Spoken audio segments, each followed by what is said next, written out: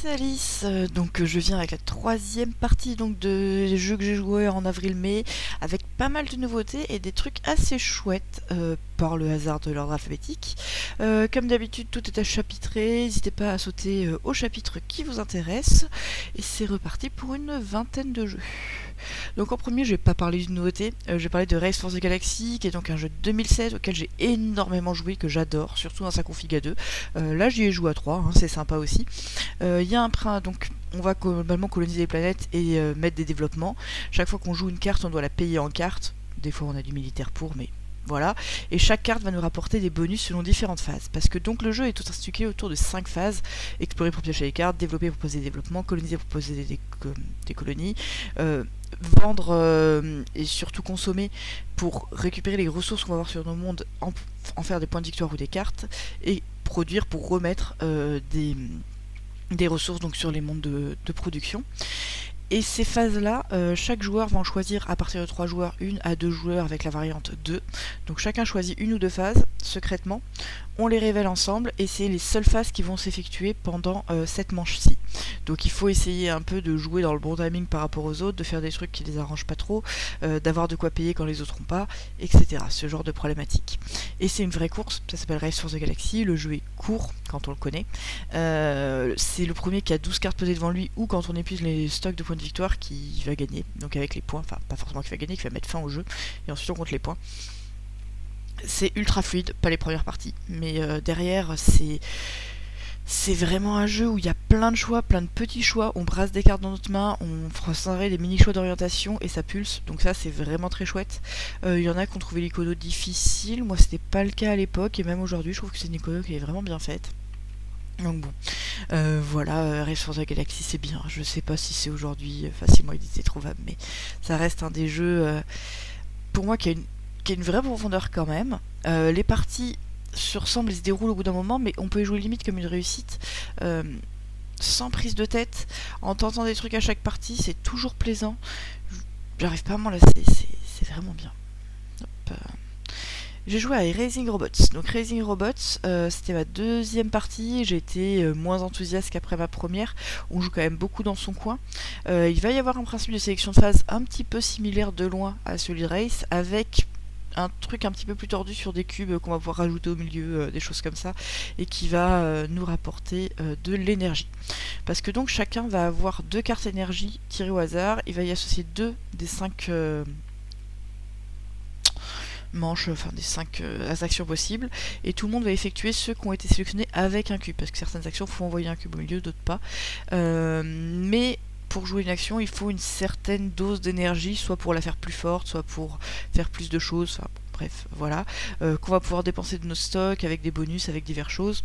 Cette gestion-là est plutôt rigolote. Ensuite, on va construire 3 lignes de robots, un peu comme un Wingspan, ça fait une éternité que je peux jouer avec Span, qui vont nous permettre, quand on active la ligne correspondante, d'activer tous les robots si on a assez d'énergie, si on a atteint le seuil. En plus de ça, il y a des petits jetons de développement qu'on va pouvoir débloquer un peu partout pour améliorer les actions et améliorer les robots, et atteindre des objectifs un peu de fin de partie en fonction de ce qu'on aura pioché. Tout est très sympa. Graphiquement c'est trop cool, franchement tous les robots sont ultra mignons avec des super concepts de petits bonhommes, de trucs vraiment fun. Mais voilà, il y a le côté très dans son coin, on pose des trucs pour optimiser des points. C'est pas très long, 1 heure, 1 heure et demie je dirais, peut-être, avec pas mal de trucs en simultané, donc ouais, c'est plaisant. Côté profondeur, envie d'y revenir 150 fois, je ne suis pas sûre. En tout cas je rejouerai avec plaisir quand même. J'ai fait un ready set bet, j'ai pas pris de photos pendant la partie parce que c'est un jeu frénétique. J'aurais pu entre les manches. On va avoir un plateau qui va nous permettre de parier sur quel cheval va finir premier, deuxième, troisième. On peut parier plusieurs fois sur le même cheval. On a des paris spéciaux, ce qui vont nous permettre de dire un cheval jaune finit devant tous les noirs ou des choses comme ça. Et les paris vont se faire au fur et à mesure de la course. Donc la course, il y a l'appli qui la gère ou un joueur. C'est en gros des lancers de dés qui vont faire avancer tel ou tel cheval. Sachant que c'est des chevaux de 1 à 12 qui sont lancés avec 2 dés. Il y a des chevaux plus probables que d'autres. Mais si un même cheval tombe 2 fois de suite, il a un bonus qui est plus ou moins important en fonction à quel point il est éloigné du milieu. Ça donne des trucs assez rigolos parce que des fois il y a des progressions un peu inespérées, donc ça c'est vraiment dans l'ambiance, et on place les paris pendant la course, donc on n'est pas trop près de la fin. Mais ce qui veut dire que le premier placé sur un emplacement prend la place aussi et les autres peuvent plus la prendre. Donc il y a l'envie d'être assez speed, mais l'envie d'avoir quand même une envie de voir comment les choses se dégagent un petit peu avant de parier, qui met vraiment cette ambiance de pari qui est très chouette. Franchement ça marche bien, là on a fait une partie à plein, au maximum 8 je crois, et c'était très cool, ça fait du bruit hein, facilement parce qu'il faut mettre l'appli avec du son, faut tout ça, mais c'est... Voilà, faut aimer le style frénétique, on fait des paris, on essaie de voir qu'est-ce qui va être rentable, parce qu'ensuite on va devoir donc payer nos paris, mais si ça réussit c'est positif, sinon on peut être en négatif, voire assez salement. Voilà, donc ça, bon c'est un jeu pour moi quoi, j'aime beaucoup. Rebuilding Seattle.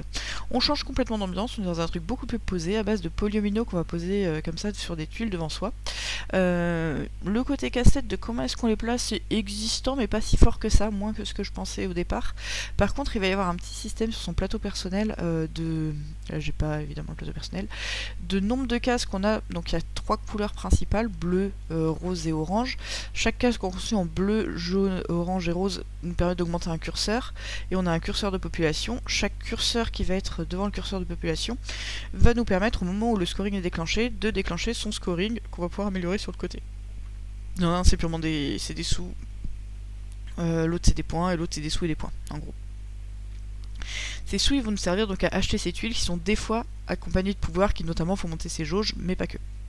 Et le gros truc du jeu, c'est que à quel moment on décompte quoi, ça va être déclenché au choix des joueurs, un peu comme, j'ai envie de dire, dans un Twilight Imperium, non c'est pas Twilight Imperium, c'est l'autre, Twilight Struggle, où on va avoir des événements, des décomptes qui vont être déclenchés à des moments un peu variés, relativement classique dans les wargames, moins dans ce type de jeu. Et donc à notre tour, à la place de prendre une tuile, on a généralement envie de prendre une tuile pour prendre d'avance sur les autres, mais on a un stock d'argent limité, on va pouvoir déclencher un événement qui va redistribuer de l'argent, des points, des choses. Donc il y a les 3 couleurs principales, mais il y a aussi 3 autres critères, donc les universités, les banques, les trains qui fonctionnent un peu différemment, et le nombre de petits jetons de nature qui est toujours affiché sur nos plateaux. Ce qui fait qu'il y a quand même une variété dans ce qui se passe qui est assez intéressante. Dans l'ordre dans lequel ça va être fait, entre le je veux à tout prix faire ça avant que tel événement soit déclenché et je veux déclencher tel événement avant que les autres puissent me rattraper, mais en même temps dès que tous les événements ont été finis c'est la fin de la manche, et des fois on va avoir intérêt à plus ou moins prendre du temps, et voilà, tout ça fait que c'est bien chouette, j'ai bien envie d'y rejouer. C'est pas un énorme jeu, on n'est pas dans un petit format, les règles sont pas si compliquées. Il y a une vraie tension autour de la table. Je me demande sur le très long terme si ça va vraiment se renouveler, mais moi j'aime vraiment bien cette tension du timing qui se passe. Hop. Rivage. Un roll and write tout récent, enfin un draft and write. J'ai pas été ultra convaincue parce qu'on va drafter les cartes sur lesquelles on peut choisir une ligne qui va nous permettre de cocher des cases, qui nous permettent de traverser et d'accomplir des objectifs en ayant rempli certains types de cases. Mais au final... on a quand même pas mal de choix dans ce qu'on va faire sur nos plateaux. On draft, mais on regarde pas vraiment ce qu'on laisse aux autres parce que de toute façon on leur laisse pas mal de choix. Donc ça arrive à la marge qu'on regarde un peu ce qu'on leur laisse, sinon très peu. Du coup j'ai pas forcément trouvé ce système de répartition des actions si pertinent que ça. Ce qu'on fait quand on coche les cases c'est plutôt agréable, on a envie de remplir des zones ou d'aller vite quelque part. Pareil, j'ai pas trouvé que les tenants et les aboutissants mettaient une tension de fou. Il y a un petit arbre de développement sur le côté où on a envie de rusher ou pas, de jouer vraiment beaucoup ou pas du tout, ou juste sur certaines branches. C'est pas mal, ça manque d'un truc. Ça, voilà. Ça, je refuserai pas une partie, mais ouais, pour moi il a manqué de souffle, de quelque chose de plus. Robotrick, ça j'y ai pas mal joué. Les gens autour de moi sont vraiment fans. Moi j'aime bien, même si je suis moins pli que d'autres. J'y joue quand même pas mal au jeu de pli au final. Donc ça va être un jeu de pli avec un mort, on va jouer à 3, et à chaque fois, le truc de scoring est assez malin et assez fourbe, qui est que quand on va remporter un pli, on remporte la carte du robot, qui a un petit algorithme pour dire comment il va jouer. Si par contre c'est le robot qui remporte le pli, on garde notre carte mais en négative. Et les cartes qu'on va gagner donc du robot en positif, on peut en garder 3 maximum en positif. Donc il faut réussir à faire ses plis au bon moment, avec des histoires de coupe, d'atouts. Le jeu de la carte dessus est intéressant. vraiment chouette, c'est pas si chaotique que ça, il y a du chaos clairement, mais on peut essayer de prévoir ses coups et de voir ce qui va se passer, c'est pas juste au petit bonheur la chance, et ça c'est vraiment cool. Les algos des fois sont un peu durs à appréhender, mais il faut s'y habituer, c'est tout, faut être un peu attentif, faut pas... C'est peut-être ce qui me plaît un peu moins moi dans ce type de jeu, c'est que il faut rester attentif, ça pardonne pas trop l'erreur, on peut pas y jouer sans être concentré, c'est un jeu de... Voilà, faut être concentré. Et moi, c'est pas forcément ce que je préfère, mais dans cette catégorie, je le trouve vraiment chouette. La manière de faire des points au début est déstabilisante. Dès qu'on fait quelques parties, on voit bien les tenants et les aboutissants de quand est-ce qu'on va refiler, laisser l'autre prendre le pli pour lui faire occuper ses 3 places avec une carte un peu moisie, et essayer de viser les cartes qui nous intéressent plus. Vu qu'on prend que les cartes du robot, le comment viser les cartes qui nous intéressent est relativement lisible. Donc ça, c'est très agréable. Voilà. Donc Robotrick, c'est chouette. Je joue à Salton Sea. Salton Sea, on va aller miner des choses pour aller faire des piles au lithium. Le thème, c'est industriel. Après, quel thème précis, ça n'a pas une énorme importance. On va avoir des pistes de développement devant nous et on va avoir une mine qu'on va creuser petit à petit. Donc, le gros principe du jeu de Salton Sea, c'est que c'est un jeu, disons, financier où tout va se payer en sous. On a besoin de liquidités qui sont données en billets de 1, 3 et 5. Sauf que ces billets de 1, 3 et 5, c'est aussi les actions du jeu qui sont disponibles dans un marché d'actions avec une quantité d'argent sur le marché qui va être limitée à chaque tour. Quand on va récupérer des billets en main, on va pouvoir les dépenser pour faire des actions ou les jouer sur la carte pour faire une action améliorée. Et dans ce cas, à la fin du tour, elles reviendront dans notre main et ça redeviendra de l'argent ou la même action utilisable. Donc il y a vraiment cette idée de... On va avoir besoin de liquidité en permanence pour payer nos actions, mais on s'en sort mieux côté développement, côté richesse, si on immobilise du capital devant soi. Et ce trade-off entre les deux, il est vraiment sympa. On a envie d'avoir des grosses actions pour les garder longtemps, mais dans ce cas, on manque vraiment de liquidité pour faire ce qu'on a envie de faire et réussir à démarrer. Ça me paraissait ultra punitif au début du jeu, j'avais l'impression de m'être un peu étouffé en ayant fait une bêtise. Finalement, on arrive quand même à remonter. Il y a un petit système de marché, on a joué à 3, je pense que c'est pas la meilleure config pour ça, sur la meilleure entreprise. On va prendre des parts de cette entreprise quand on va... Donc il y a une action pour acheter les parts de l'entreprise, et quand on va vendre dans l'entreprise va monter en valeur. Il y a des contrats à accomplir qui peuvent aussi rapporter pas mal de points, des objectifs en commun sur lesquels il y a des courses, des objectifs où c'est celui qui aura le plus d'un truc en fin de partie, ce qui permet une certaine variabilité. La manière de miner, c'est en 2 temps, donc on doit récupérer des cartes, puis faire descendre notre foreuse, puis aller effectivement récupérer la ressource. Le stockage est limité, ça fait que on est relativement bloqué dans sa manière de se développer. On peut pas faire un axe à fond, puis le reste. Non, il faut vraiment faire plusieurs actions différentes, ce qui va nous forcer à pas que jouer nos cartes qui sont spécialisées sur un type d'action. Ça fait partie de ceux que j'ai très envie de rejouer. Tout le monde a été enthousiaste là parmi ceux qui l'ont testé. C'est un tout petit format, c'est Devir, en plus il est pas cher, il est genre à 35€. C'est une petite boîte, format château blanc, tout ça, on est quand même dans du gros jeu. Oh ouais, ça c'est bien. Ça je pense que je vais rejouer prochainement et j'ai vraiment bien aimé. C'est un peu mon coup de cœur en découverte de ces derniers temps parce qu'il y a un vrai truc original. Je sais pas si c'est le meilleur du meilleur de ceux que j'ai découverts, mais en tout cas c'est que ça m'a fait le plus plaisir de découvrir, clairement. J'ai joué à Sankoré.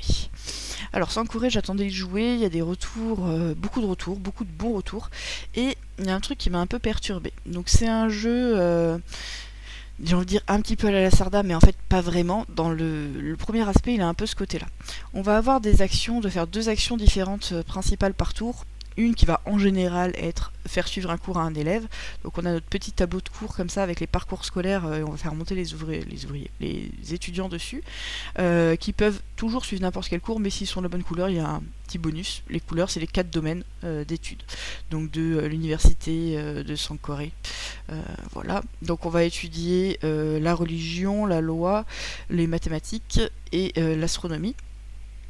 Et dans chacun de ces domaines, en fait, à chaque fois qu'on lance un cours, on va pouvoir interagir avec cette partie du plateau pour installer un de nos bâtiments et débloquer des choses pour la suite. Donc ça dépend, hein, les lois, ça débloque des bonus de revenus quand on applique certaines actions. Les mathématiques, ça permet de prendre des positions pour des majorités de points en fin de partie, plus de gagner de l'or. La religion, ça va permettre d'aller dépenser du sel pour gagner des bouquins. Et à l'astronomie, on va dépenser de l'or pour gagner du sel. Donc il y a ce côté un peu cyclique entre ces 3 actions. Quand un étudiant est assez bien formé, on va pouvoir le diplômer, ce qui va nous rapporter des points en fin de partie. Je vais parler des points après, comment ça marche. Et donc c'est une des actions mineures parmi récupérer des nouveaux étudiants, demander des faveurs pour avoir des bonus, se débarrasser des jetons faveurs qu'on a récupérés pour avoir plus de place pour faire des points en fin de partie, etc. Donc il y a vraiment cette question de 2 actions majeures, dont une qui a l'air quand même prédominante et qu'on fait quasiment à chaque tour. C'est annoncé dans le livret de règles, il n'y a pas de surprise. Et donc la manière de faire des points est vraiment originale parce qu'on va récupérer des privilèges à différents endroits. Donc principalement des jetons sur le plateau, mais aussi sur des cartes objectifs qu'on va avoir en main, qu'on va pouvoir abattre. Aussi sur des questions de majorité sur les lignes et colonnes aux maths. Aussi sur les questions d'avoir diplômé des étudiants. Donc des privilèges de chacune des 4 couleurs. Et à la fin, la valeur de ces 4 couleurs va dépendre d'une question de majorité. Donc, à chaque fois qu'on va dépenser un livre, les livres ils sont associés à une discipline, on va les mettre dans une étagère, et après la fin, sur chaque étagère, la discipline majoritaire fait rapporter 2 points à chaque privilège de cette couleur, la deuxième 1 point. Ce qui fait qu'il y a un côté assez swingy sur les points, où ça va vite basculer d'un truc à un autre. J'ai joué avec la variante avec 3 étagères qui conseillent pour la première partie. Je pense qu'il faut jouer en 6 étagères pour que ce soit moins disparate à ce point-là. Parce que quelque part quelqu'un peut avoir beaucoup plus de trucs et finir avec beaucoup moins de points sur un petit truc qui s'est passé en fin de partie pas comme espéré. Donc ça, moi, c'est pas trop quelque chose que j'aime. Ça crée clairement de l'interaction qui est plutôt agréable par ailleurs. L'autre truc qui m'a dérangé, c'est que cette fin de partie arrive vite. Il y a des déclencheurs pour la fin de partie, donc dès qu'on a fait un certain nombre d'actions, ce qui fait qu'on est obligé de courir vers ce qu'on veut faire, et vraiment de courir. Moi, j'aime bien les jeux de course, mais là, ça fait qu'on a une latitude finalement assez limitée. Alors, j'ai fait que 2 parties, mais j'ai pas eu l'impression d'avoir finalement tant de choix de développement que ça. Il faut bien faire son truc, il faut réussir à aller vers des objectifs qui vont apporter des points, mais au final, je suis pas sûre que là où finit la partie, comment finit la partie, ça m'enthousiasme vraiment beaucoup plus que ça. Ça, c'est un petit peu frustrant parce qu'il y a plein de points que j'aime bien dans le jeu sur l'interaction entre les différentes ressources, les moments de timing ou déclencher des décomptes, des choses comme ça.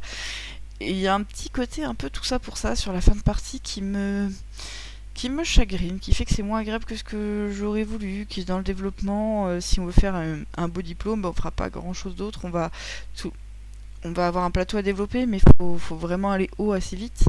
Peut-être que ça marche mieux de diplômer plein de petits étudiants, mais dans ce cas, il faut en récupérer plein aussi. Je suis pas vraiment déçue. Je peux pas dire ça. J'aime bien la mécanique, j'aime bien ce que ça propose, mais ça n'a pas été un coup de cœur. Ensuite, j'ai joué à So Clover. On change complètement d'ambiance.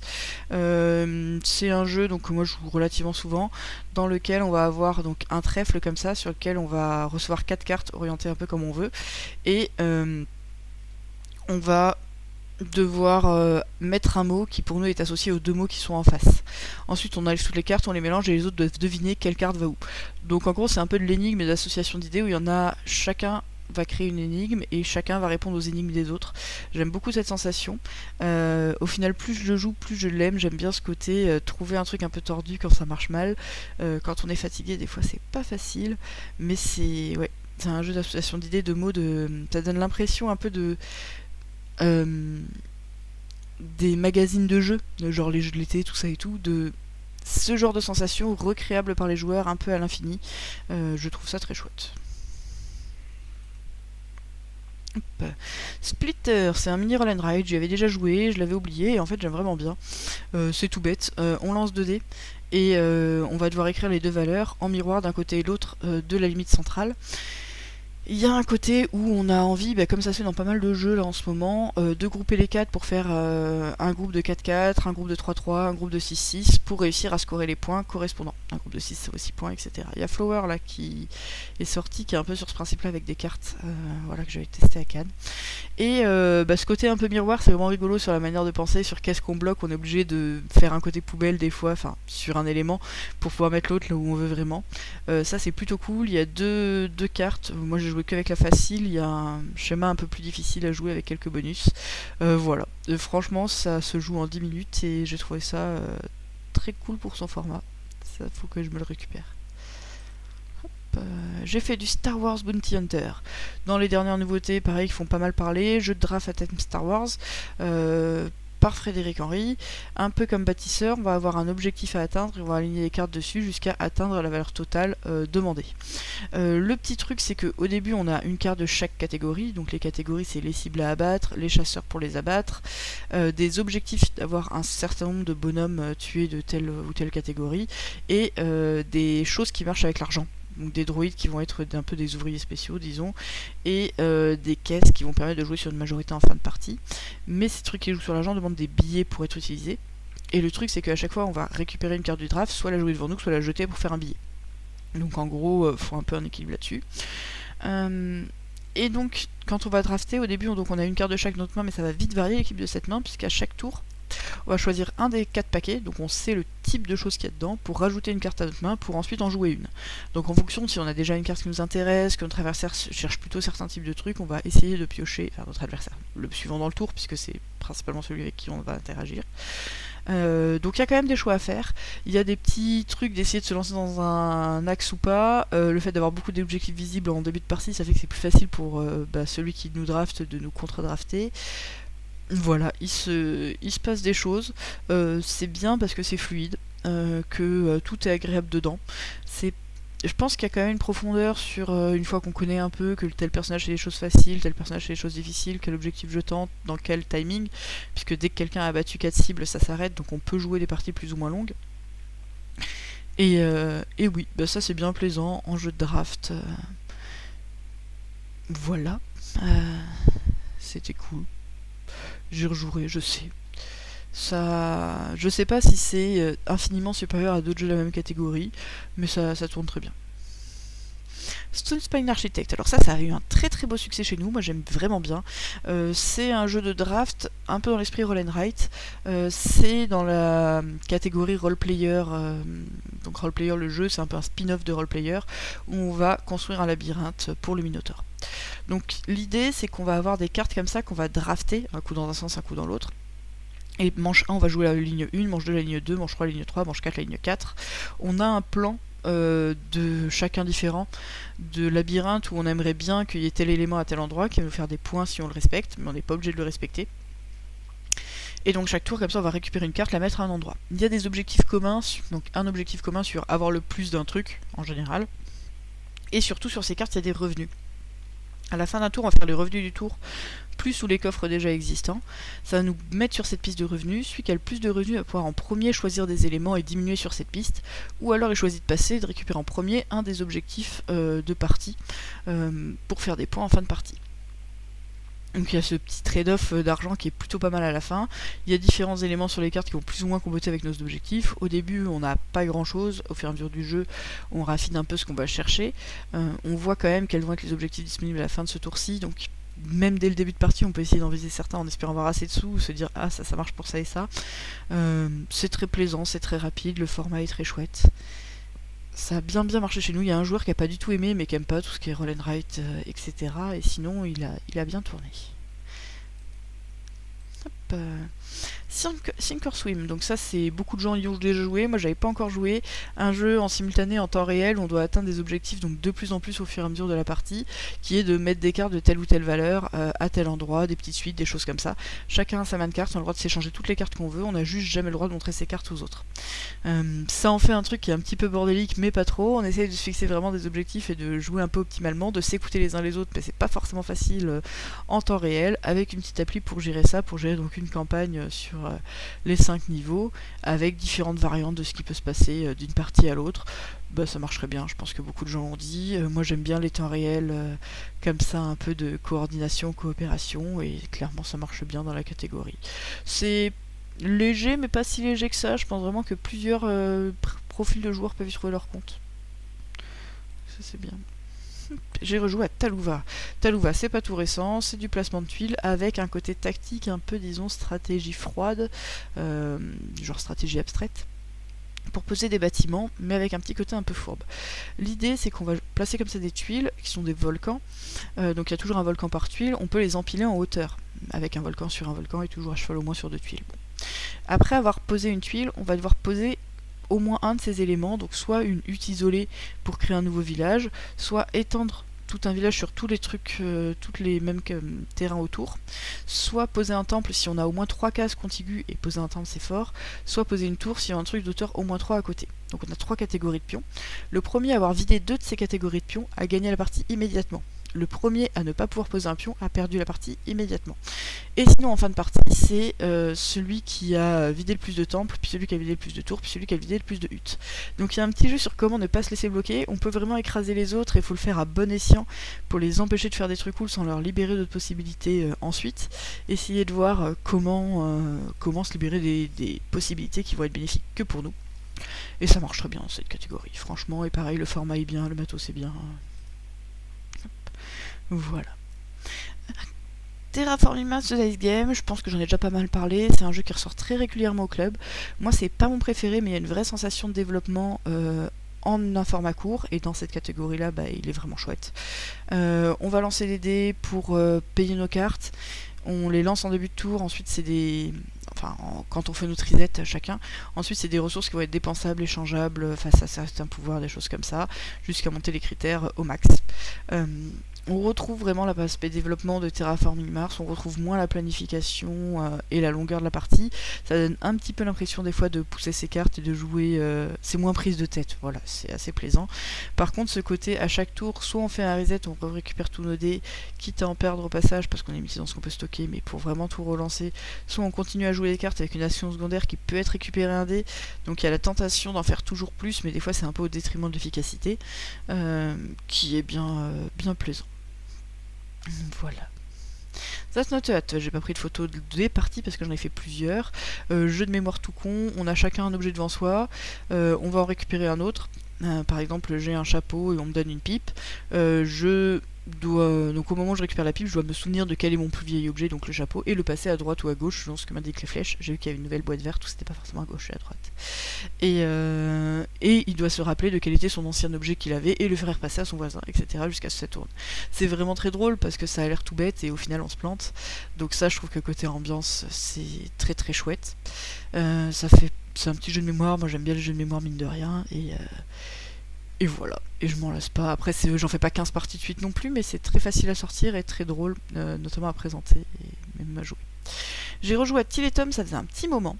Till Tom, c'est un jeu, donc c'est un board and dice, avec un pool de dés dont on va prendre des dés petit à petit, et le dé qu'on prend va nous indiquer à la fois par sa valeur le nombre de ressources qu'on va prendre, et par le complémentaire à celle de sa valeur le nombre d'actions qu'on va prendre, actions de la catégorie affectée à ce numéro en ce moment-là. Par exemple ici il reste un 6 voyage, si je prends ce dé 6, je vais récupérer 6 métal et je vais faire un voyage. Donc un voyage de commerçants, parce qu'on a des commerçants et des architectes qui se baladent sur cette carte. On va pouvoir donc se balader sur cette carte avec ces deux types de personnages. Les architectes vont permettre de construire les cathédrales avec de la pierre qui vont nous rapporter des points de victoire. Les commerçants vont permettre de poser des petites maisons qui des fois vont réactiver nos citoyens, mais aussi permettre de participer aux foires qui sont des décomptes de fin de partie. Les deux vont pouvoir récupérer des tuiles devant nous. Les tuiles, ça va être des actions supplémentaires, ça va être des contrats à accomplir en dépensant du métal et de la laine. On peut avoir des plus gros contrats en jouant à l'action contrat.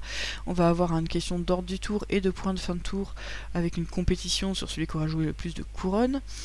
Et donc un jeu sur les citoyens, qu'on va pouvoir utiliser les actions citoyennes soit pour les récupérer, soit pour les placer dans nos maisons. Quand on les place dans nos maisons, ça nous donne des petits bonus immédiats, et quand on finit les maisons, ça nous permet de débloquer plus d'actions pour plus tard, de faire des points de fin de partie, etc. Avec des blasons associés pour optimiser le truc au max. Tout ça, moi je trouve ultra plaisant, j'aime vraiment bien le type de dilemme qu'il y a. Là on a refait l'ancienne install, mais il y a eu un petit correctif, variante avancée, setup alternatif, extension, bon, on l'appelle comme on veut, publié sur BGG des auteurs pour avoir des départs pas tous au même endroit, pour gommer l'avantage du premier joueur, que je trouve pas si choquant que ça en première partie, surtout si on joue un peu dans l'ordre, disons avec handicap, ou ceux qui connaissent le jeu jouent en dernier, avec quelques conseils pour les premiers. Ça passe bien, parce que c'est vrai que ces tuiles sur le plateau, on les vide relativement vite et on a un peu les mêmes intérêts, et celui qui est derrière, il est derrière effectivement. Voilà, j'adore ce qui s'y passe en fait, point de vue type de décompte, point de vue type de dilemme. Il a juste un truc aussi, c'est un jeu qu'on pense moins à ressortir. Il est peut-être un peu plus froid, c'est vrai que son thème le porte pas vraiment, même si moi j'aime bien le thème où il y a besoin de participer à la foire pour aller faire des points, des choses comme ça. Euh, c'est un jeu qui est assez mécanique, là on a refait une partie, on a quasiment tous vraiment beaucoup aimé. C'est un très chouette jeu, j'aime bien ce qui s'y passe, j'ai envie d'y rejouer, là rien que d'en parler, j'ai envie d'y rejouer au final. Il y a plein d'alternatives, la manière de faire des points est maligne, c'est cool comme jeu. J'ai joué à Tipperary, plus le même format du tout, on est dans un jeu assez court de pose de tuiles, avec des décomptes pour le plus grand troupeau de moutons, pour avoir réussi à faire beaucoup de bière en mettant des champs à côté des distilleries, etc. Des choses pas extrêmement perturbante. On essaye aussi d'avoir un grand carré, enfin un grand rectangle complet qui va nous faire des points pour son aire. On va essayer d'entourer nos tuiles de départ, de faire des choses de ce genre-là. Le décompte est plutôt malin.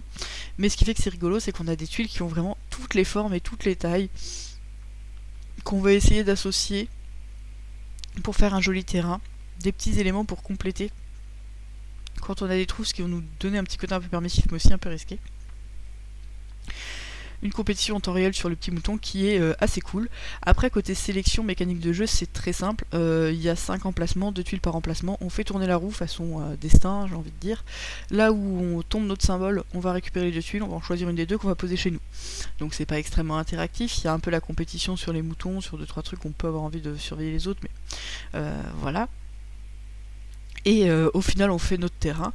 Et du coup, c'est plaisant. C'est plaisant parce que le format s'y prête, parce que y a ce côté tuiles agréable à manipuler, où on se retrouve avec des tuiles dont on n'a pas l'habitude dans les jeux de société, qui est vraiment chouette.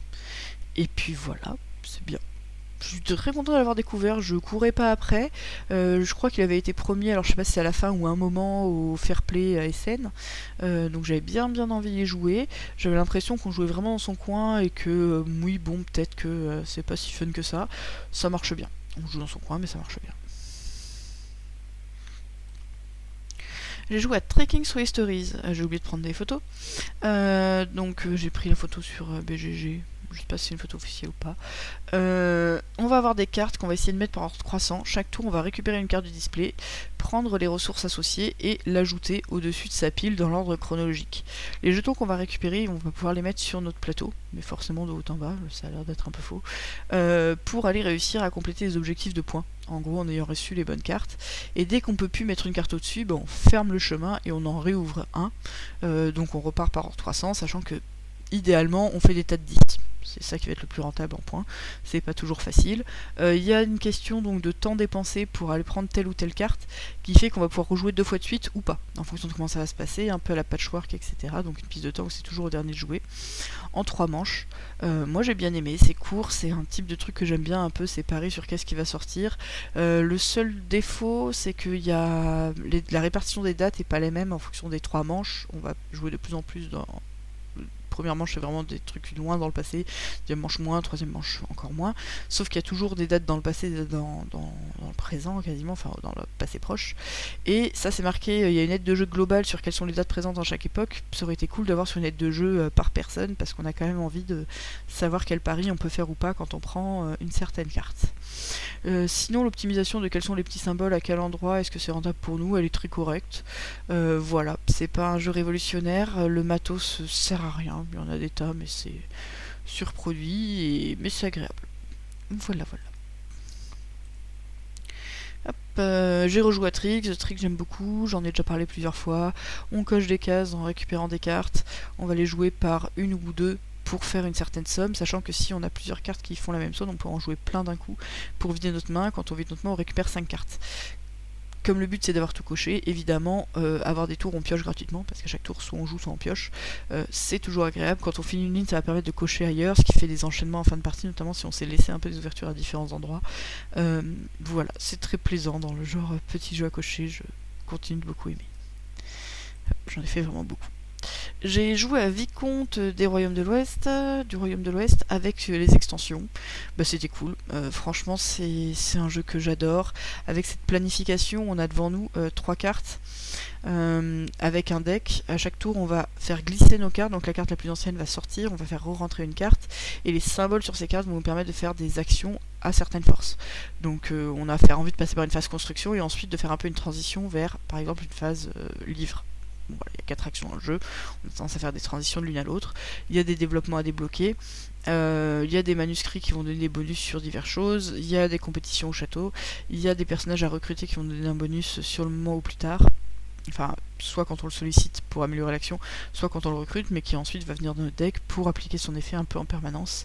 Faut gérer son argent, il y a des déplacements sur la carte qui nous contraignent un peu sur là où est-ce qu'on va aller, même si on peut toujours ajouter de l'argent.